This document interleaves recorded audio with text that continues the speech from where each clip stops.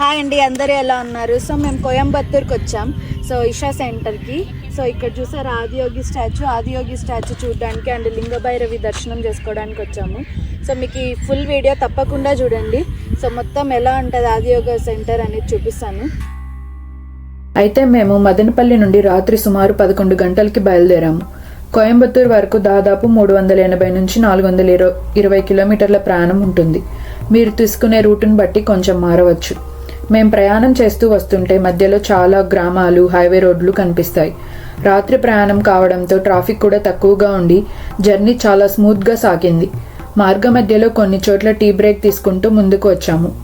ఉదయం సుమారు 7:30 నుంచి 8 గంటల మధ్య కోయంబత్తూర్ చేరుకున్నాము. కోయంబత్తూర్ వైపు దగ్గర పడుతున్న కొద్దీ రోడ్ల పక్కనే Isha yoga centre, Adiyogi, Lingabhairavi temple వైపు వెళ్లే సైన్ బోర్డులు కనిపించడం మొదలవుతుంది. ఆ సైన్ బోర్డ్స్ను ఫాలో అవుతూ ముందుకు వెళ్తే మనకు సరైన దారి చాలా ఈజీగా తెలుస్తుంది. ఆ ప్రాంతానికి చేరుకున్నాక చుట్టూ కొండలు, పచ్చని ప్రకృతి కనిపిస్తూ చాలా ప్రశాంతమైన వాతావరణం ఉంటుంది.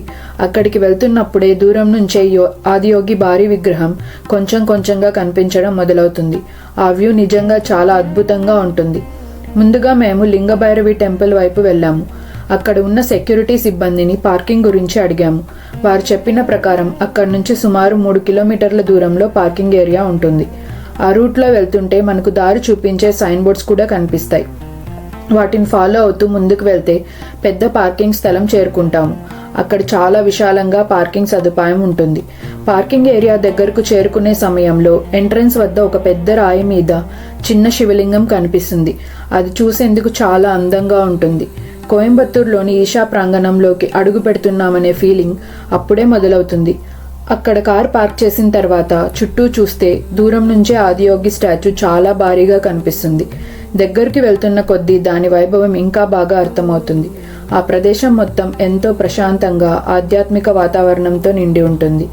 ఇలా మేము మదనపల్లి నుండి కోయంబత్తూర్ చేరుకుని మా జర్నీని ప్రారంభించాము. ఇక తరువాత ఈషా సెంటర్లోని మిగతా ప్రదేశాలు, లింగభైరవి టెంపుల్ మరియు ఆదియోగి దగ్గర మా అనుభవాలను ఈ వీడియోలో మీతో పంచుకుంటాము. కాబట్టి వీడియోని చివరి వరకు చూడడం మర్చిపోవద్దు. మేం పార్కింగ్ చేసి లోపలికి వెళ్ళిన తర్వాత ముందుగా కనిపించేది ప్రపంచ ప్రఖ్యాత ఆదియోగి శివుడి విగ్రహం. ఈ విగ్రహం దాదాపు 112 అడుగుల ఎత్తుతో ఉండి ప్రపంచంలోనే అతిపెద్ద శివుడి ముఖ విగ్రహాల్లో ఒకటిగా గుర్తింపు పొందింది. ఆదియోగి అంటే మొట్టమొదటి యోగి అని అర్థం.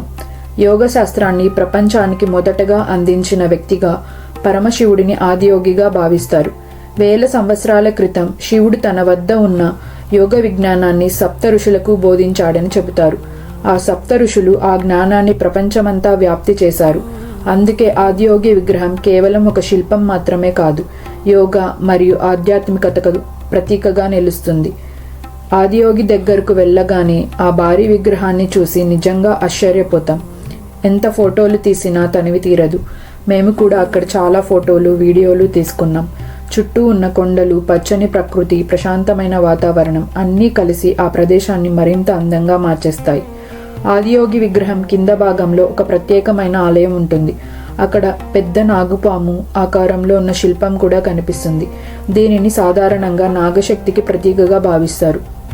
యోగా సంప్రదాయంలో సర్పం అనేది జ్ఞానం, చైతన్యం మరియు కుండలిని శక్తికి సంకేతంగా చెబుతారు. ఆ ప్రదేశంలోకి వెళ్ళగానే చాలా ప్రశాంతమైన ఆధ్యాత్మికమైన అనుభూతి కలుగుతుంది. అక్కడ భక్తులు ప్రశాంతంగా కూర్చొని ధ్యానం చేస్తూ ఉంటారు. చుట్టూ ప్రకృతి మధ్యలో ఆ ఆలయం చాలా అందంగా ఉంటుంది. కొండల మధ్యలో ఉన్న ఈ ప్రాంతం మనసుకు ఎంతో ప్రశాంతతను ఇస్తుంది. ముఖ్యంగా మా బాబు అయితే అక్కడ ఫుల్ ఎంజాయ్ చేశాడు. చుట్టూ చాలా విశాలమైన ప్రదేశం ఉండటంతో ఇష్టంగా పరుగులు తీస్తూ ఆడుకుంటూ చాలా సంతోషంగా గడిపాడు. మేము కూడా తనతో కలిసి ఆ అందమైన వాతావరణాన్ని ఆస్వాదించాము. కుటుంబంతో కలిసి రావడానికి ఇది చాలా మంచి ప్రదేశం అని మాకు అనిపించింది. సాయంత్రం సమయంలో ఆదియోగి దగ్గర ఉండే వాతావరణం ఇంకా అద్భుతంగా ఉంటుంది. లైటింగ్, చుట్టూ ఉన్న ప్రకృతి, శివుడి భారీ విగ్రహం అన్నీ కలిసి ఒక ప్రత్యేకమైన అనుభూతిని కలిగిస్తాయి. అందుకే కోయంబత్తూర్ వచ్చిన ప్రతి ఒక్కరూ ఈ ప్రదేశాన్ని తప్పకుండా సందర్శిస్తారు. నిజంగా చెప్పాలంటే ఆదియోగి అనేది కేవలం ఒక టూరిస్ట్ స్పాట్ మాత్రమే కాదు. ఇది ఆధ్యాత్మికత, ప్రకృతి, ప్రశాంతత అన్నీ ఒకే చోట అనుభవించే అద్భుతమైన ప్రదేశం. ఆదియోగి ముందు భాగంలోనే నంది విగ్రహం ఉంటుంది. నంది అంటే భక్తి, విశ్వాసం, శివుడిపై అచంచల నమ్మకానికి ప్రతీక. అక్కడ ఫోటోలు తీసుకోవడానికి ఇది ఒక బెస్ట్ స్పాట్. ఆదియోగి దగ్గరే ఒక ఇన్ఫర్మేషన్ సెంటర్ కూడా ఉంటుంది. అక్కడ ఈషా యోగా సెంటర్లో ఉన్న అన్ని ప్రదేశాల వివరాలు, మ్యాప్, ఏది ఎక్కడ ఉంది, ఎలా వెళ్ళాలి అన్నది పూర్తి సమాచారం ఉంటుంది. ఫస్ట్ టైం వచ్చే వాళ్ళకి ఇది చాలా హెల్ప్ అవుతుంది. ఆదియోగి నుంచి మనం లింగభైరవి టెంపుల్ వైపు వెళ్ళాము. అక్కడికి నడుచుకుంటూ కూడా వెళ్ళొచ్చు. దాదాపు 1.5 కిలోమీటర్ల మధ్య డిస్టెన్స్ ఉంటుంది. దారంతా పచ్చని ప్రకృతి, కొండలు, చాలా ప్రశాంతమైన వాతావరణం ఉంటుంది. లేకపోతే అక్కడ ఎద్దుల బండ్లు కూడా ఉంటాయి. ఆ రైడ్ కూడా చాలా స్పెషల్ ఎక్స్పీరియన్స్. ఇక లింగభైరవి టెంపుల్ దగ్గరికి వస్తే ఎంట్రన్స్ దగ్గరే ఒక భారీ సర్ప ఆకార శిల్పం ఉంటుంది. అది చూస్తేనే నిజంగా గూస్ బంప్స్ వస్తాయి. అంత అద్భుతంగా డిజైన్ చేశారు. ఆ నాగరూపం యోగా సంప్రదాయంలో శక్తి మరియు ఆధ్యాత్మిక మేల్కొల్పుకు ప్రతీకగా భావిస్తారు. ఇక్కడ ఇంకో ముఖ్యమైన విషయం ఏమిటంటే, లింగభైరవి ఆలయంలోకి ఎంటర్ అయిన తర్వాత కెమెరా స్ట్రిక్ట్లీ ప్రొహిబిటెడ్. లోపల ఫోటోలు లేదా వీడియోలు తీసే అవకాశం ఉండదు. కానీ ఆ ప్రదేశం నిజంగా చూడడానికి చాలా అద్భుతంగా ఉంటుంది. ఆ శాంతి, ఆ ఎనర్జీ మాటల్లో చెప్పలేం. లింగభైరవి ఆలయం ఈషా సెంటర్లో ఒక పవర్ఫుల్ ఆధ్యాత్మిక స్థలం. భక్తులు దీన్ని దేవి శక్తి స్వరూపంగా భావించి కుటుంబ శ్రేయస్సు, ఆరోగ్యం కోసం ప్రార్థనలు చేస్తారు. ఆ తర్వాత అక్కడ గోశాల కూడా ఉంది. గోవులను చాలా ప్రేమగా సంరక్షిస్తారు. పిల్లలు అక్కడ చాలా ఎంజాయ్ చేస్తారు. ఇక ఆదియోగి దగ్గర ఉన్న మరికొన్ని ముఖ్యమైన ప్రదేశాల గురించి చెప్పాలంటే, మొదట ధ్యానలింగం. ఇది ఈషా సెంటర్లో అత్యంత పవిత్రమైన స్థలం.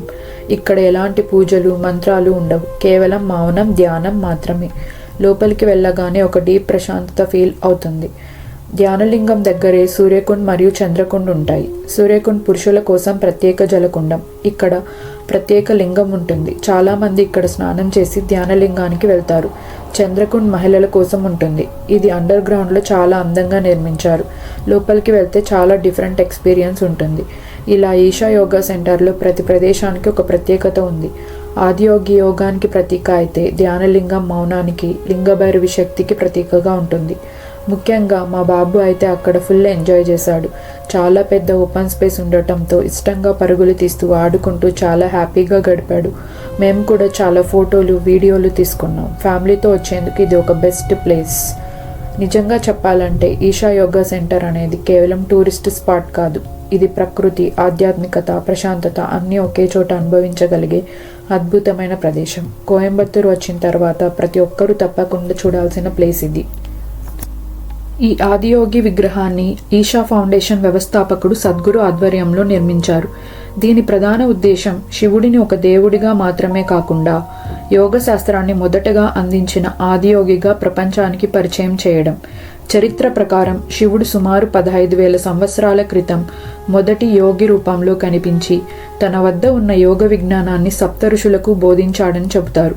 ఆ సప్తఋషులు ఆ జ్ఞానాన్ని ప్రపంచంలోని వివిధ ప్రాంతాలకు తీసుకెళ్లి అక్కడి నుంచి యోగ సాంప్రదాయం విస్తరించింది.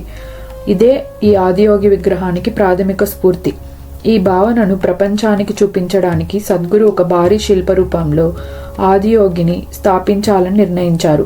దీనిని ఒక సాధారణ దేవాలయ విగ్రహంగా కాకుండా మానవ చైతన్యాన్ని ప్రతిబింబించే యోగిక్ సింబల్గా రూపొందించారు. ఈ విగ్రహ నిర్మాణం 2012 సంవత్సరంలో ప్రారంభమై 2017లో పూర్తి అయింది. ఇది పూర్తిగా ఈషా ఫౌండేషన్ ద్వారా డిజైన్ చేసి నిర్మించబడింది. దీనిని స్టాచ్యూ ఆఫ్ యూనిటీ తరహాలో ఒక సాంస్కృతిక, ఆధ్యాత్మిక గుర్తుగా అభివృద్ధి చేశారు. ఈ ప్రాజెక్ట్ వెనుక ముఖ్య ఉద్దేశం ఏమిటంటే, యోగాన్ని మత పరిమితుల్లో కాకుండా ఒక సార్వత్రిక మానవ శాస్త్రంగా ప్రపంచానికి పరిచయం చేయడం. అందుకే ఆదియోగి ముఖరూపాన్ని ప్రత్యేకంగా ఒకే భావంలో కాకుండా నిర్వికార, ప్రశాంత యోగి స్థితిగా రూపొందించారు. అంతేకాకుండా ఈ విగ్రహాన్ని నిర్మించడానికి సంప్రదాయ శిల్పకళ మరియు ఆధునిక ఇంజనీరింగ్ రెండింటినీ కలిపారు. భారీ స్థాయి స్టీల్ ఫ్రేమ్పై కాంక్రీట్ మరియు ప్రత్యేక మెటల్ కోటింగ్తో దీన్ని నిర్మించారు. ఇది కేవలం ఒక ఆర్కిటెక్చర్ ప్రాజెక్ట్ కాదు, ఒక ఆధ్యాత్మిక విజన్ ప్రాజెక్ట్గా రూపొందించబడింది. ఆదియోగి విగ్రహం ద్వారా ప్రపంచానికి ఇవ్వదలుచుకున్న సందేశం ఒక్కటే: యోగం ఒక మతం కాదు, అది మానవుని అంతర్గత అభివృద్ధి మార్గం. అందుకే ఈ విగ్రహం కేవలం ఒక టూరిస్ట్ ఆకర్షణ కాదు, ఒక చరిత్రాత్మక ఆధ్యాత్మిక చిహ్నంగా నిలిచింది. ఇప్పుడు మనం ఆదియోగి విగ్రహంలో ఉన్న 3 ముఖ్యమైన సింబల్స్ రుద్రాక్ష, దీపస్తంభం మరియు చుట్టూ ఉన్న త్రిశూలాలు, వాటి డీటెయిల్స్ మరియు వెనుక ఉన్న అర్థం గురించి తెలుసుకుందాం. మొదటగా రుద్రాక్ష గురించి చెప్పుకుంటే, ఆదియోగి మెడలో కనిపించే రుద్రాక్ష మాలలు కేవలం డిజైన్ కోసం పెట్టినవి కావు. రుద్రాక్ష అనేది శివుడికి అత్యంత పవిత్రమైన చిహ్నంగా భావిస్తారు. యోగా సంప్రదాయంలో రుద్రాక్షను శరీర శక్తిని స్థిరపరచడానికి, మనసుని ప్రశాంతంగా ఉంచడానికి సహాయపడే ఒక సహజ సాధనంగా చూస్తారు. రుద్ర అంటే శివుడు, అక్ష అంటే కన్నీరు అని భావిస్తారు. పురాణ కథనం ప్రకారం శివుడు ధ్యానంలో ఉన్నప్పుడు ఆయన కన్నీరు నేలపై పడటంతో రుద్రాక్ష వృక్షాలు పుట్టాయని చెబుతారు. అందుకే రుద్రాక్షను శివుని ప్రత్యక్ష అనుగ్రహంగా భావిస్తారు.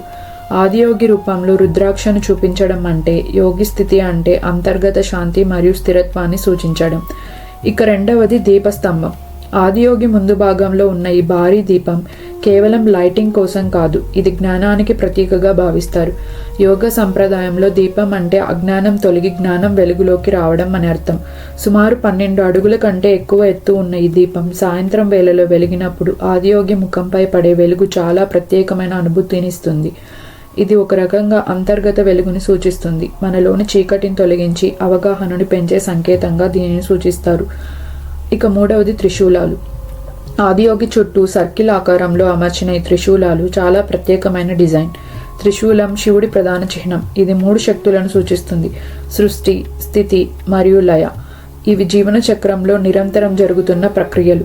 ఆదియోగి చుట్టూ ఈ త్రిశూలాలను వలయాకారంలో ఏర్పాటు చేయడం ద్వారా మొత్తం ప్రదేశాన్ని ఒక శక్తి వలయంగా చూపించేలా డిజైన్ చేశారు అని భావిస్తారు. ఇది అక్కడికి వచ్చే వ్యక్తికి ఒక పవర్ఫుల్ ఆధ్యాత్మిక ఎనర్జీ ఫీలింగ్ ఇవ్వడానికి కూడా ఉపయోగపడుతుంది.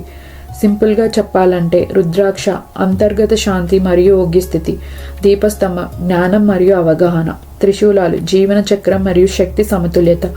ఈ 3 అంశాలు కలిసి ఆదియోగి విగ్రహాన్ని కేవలం ఒక స్టాచ్యూ కాకుండా ఒక ఆధ్యాత్మిక సింబల్ ఆఫ్ హ్యూమన్ కాన్షియస్నెస్గా మార్చాయి. అందుకే ఆదియోగి దగ్గరకు వెళ్ళినప్పుడు మనం చూసేది కేవలం ఒక భారీ విగ్రహం కాదు, దాని ప్రతి డీటెయిల్ వెనుక ఒక లోతైన అర్థం మరియు యోగిక్ విజన్ ఉంటుంది. ఈ వీడియో మీకు నచ్చితే తప్పకుండా లైక్ చేయండి, షేర్ చేయండి మరియు సబ్స్క్రైబ్ చేయడం మర్చిపోకండి. అలాగే మీరు కోయంబత్తూర్ వెళ్తే వెల్లింగరి హిల్స్ మరియు ఆదియోగి స్టాచ్యూ తప్పకుండా మిస్ అవ్వకండి. నేను ఇప్పటికే వెల్లింగరి హిల్స్ గురించి ఒక వీడియో పోస్ట్ చేశాను. అది నిజంగా దక్షిణ కైలాసం అని పిలిచేంత పవిత్రమైన మరియు అద్భుతమైన ప్రదేశం. ఇంకా ముఖ్యంగా కోయంబత్తూర్లో ఉన్న ఈషా యోగా సెంటర్ని తప్పకుండా విజిట్ చేయండి. అక్కడ ఉన్న లింగభైరవి టెంపుల్ మరియు ధ్యానలింగం మనకి ఒక డీప్ ఆధ్యాత్మిక అనుభూతిని ఇస్తాయి. ప్రతి ప్రదేశం ఒక ప్రత్యేకమైన ఎనర్జీతో, ప్రశాంతతతో నిండి ఉంటుంది. ముఖ్యంగా ధ్యానలింగంలో మీరు పొందే సైలెన్స్, లింగభైరవి ఆలయంలో ఉన్న శక్తివంతమైన ఫీల్, అలాగే ఆదియోగి దగ్గర ఉన్న ఆ భారీ విగ్రహం ఆల్ టుగెదర్ ఒక అద్భుతమైన ఎక్స్పీరియన్స్ ఇస్తాయి. ఫ్యామిలీతో కానీ ఫ్రెండ్స్తో కానీ వెళ్ళినా ఇది జీవితంలో ఒకసారి తప్పకుండా అనుభవించాల్సిన ట్రిప్ అని నేను చెప్పగలను.